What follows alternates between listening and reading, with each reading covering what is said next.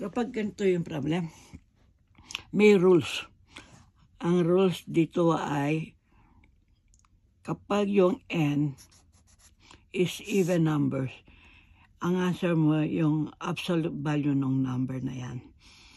Kapag odd numbers naman yung n, kung ano man yun, kung may sign siya, yun.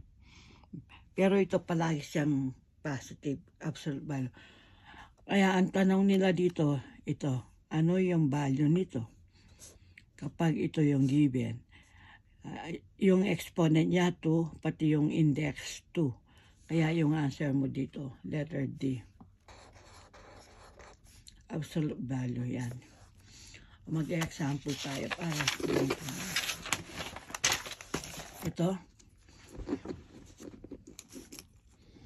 Ayan. Kapag ito even, di ba? Even. Dapat absolute value yung answer mo. Kasi even siya.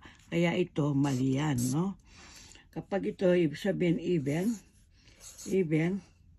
ang answer mo dito, absolute value ng negative 3. Ano yung absolute value ng negative 3? Positive 3. Okay?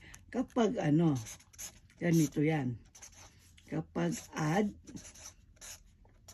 yan, odd numbers yan, ang answer mo, negative 3.